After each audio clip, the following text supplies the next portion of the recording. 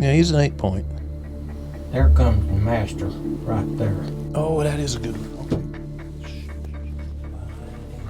Oh, that's a good buck, Dad. That's a real good one. Hold on a second now. Don't shoot, take your time. That's okay. This week at the Proving Grounds, we had a cold front, a snowstorm, and I got to hunt with my dad.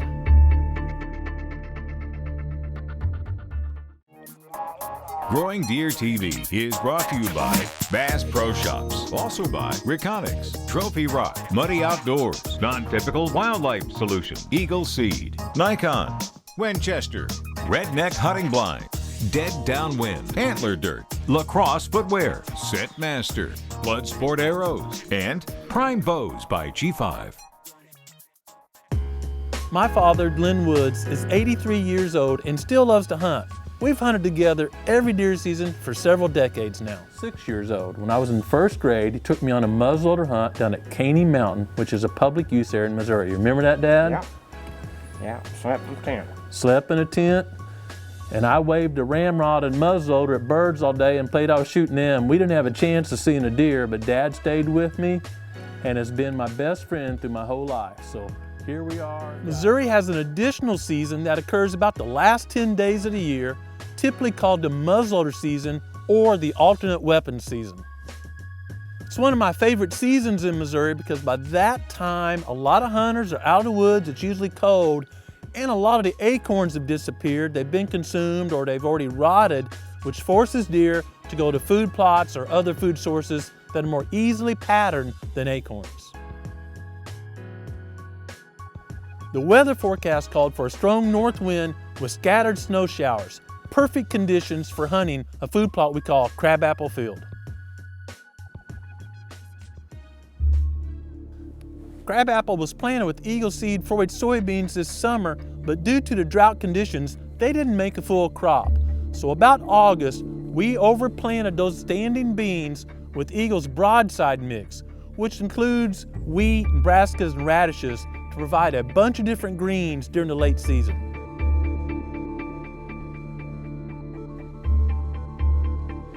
When Dad and I first got to the blind, the wind was really whipping and it was extremely cold. So I took an old blanket I had in my truck and threw it over Dad to help keep him warm while I got all the camera gear set up and got the muzzleloader ready to hunt. We're gonna keep the window shut because the wind is blowing, it's snowing. Keep Dad all covered up here. Ooh, look at the dust on that thing. Got his orange underneath our blanket here. You warm enough? I'm perfectly warm. Okay, I bet we see a deer pretty soon. It's wonderful, son. I know you do it for me. It's a great Christmas gift to be able to hunt with you here. Better for me to be able to go hunting with you. It's wonderful, son. We got about a 200-yard maximum shot, so we're good to cover anything we see. Dad's got a green ticket, shoot anything you want, so we're just gonna see what comes out and see what he wants to shoot. Yeah. That's a yearling buck and a doe. You called it just right. I knew they'd come. It's cold out there. As more deer entered the field, it became obvious they were barely getting in the field and they put their head down and were concentrating on eating, which I felt was a great sign that they needed calories that bad, and being this is the largest food plot on our property, I assumed more deer would come to the field seeking those groceries. Yeah, be careful. In just a little bit, I noticed a larger buck enter the field, and I instantly focused the camera on that and got tunnel vision on that buck. Oh, there's a big buck, Dad. Big buck just come out. See him down there? Right in front of the gravel pile? Yeah, we're gonna reach out for him. Oh yeah. You like that deer? You don't want to shoot him down there, do you? Yeah, he's gonna, I don't want him to walk away. Let me look at him. Dad mentioned that he thought that deer was only 2 years old, and I certainly wasn't gonna force him to take that deer when I heard him say, "Out steps the master." There comes the master right there. Where? I don't see him, Dad. One right behind it. Huge buck. Oh, that is a good one.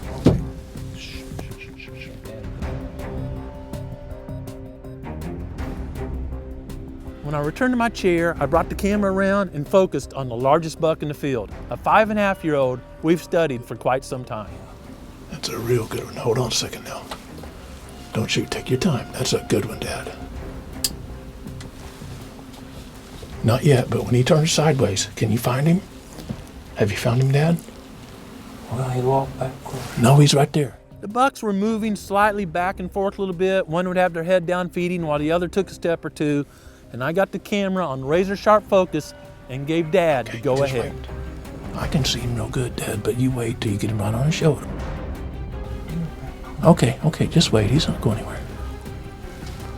All right, now which one is it? Just wait till he turns broadside. See him there? Now. Dad, you shot the wrong one, Dad.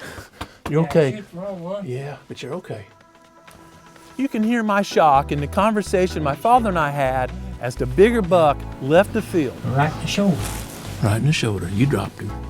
I admit to you, I had very mixed emotions. A buck that's on our hit list and I put a lot of time in studying left the field when he had a perfect opportunity. On the other hand, my dad was as excited as any hunter that had just tagged a nice buck. And instantly I realized it's way more about the hunt and the fellowship with my dad than any set of antlers, and we both started celebrating a very, very enjoyable hunt. Happy when I pull a turkey. I called Adam and Brian and they helped us take pictures and celebrate the joy of a successful hunt with my family. I sure am proud you let me hunt down there, son. You are welcome anytime, Dad. That's a great buck, and it was a cold afternoon. You earned that deer. As much as I shook, I had to shake over on him. You made a great shot.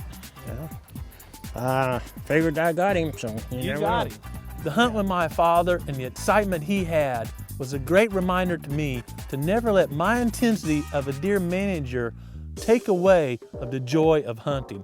I've still got a buck tag in my pocket, and I look forward to the next couple weeks of chasing that buck that gave us the slip. That sure was a nice hunt. Now I'm gonna get back in the truck before it freezes. All right, Dad, I love you very much. I love you too. I'm son. proud of you. Hold on a second. All right. Woo! Which one of them trucks that was it? All right. Thank you, gentlemen.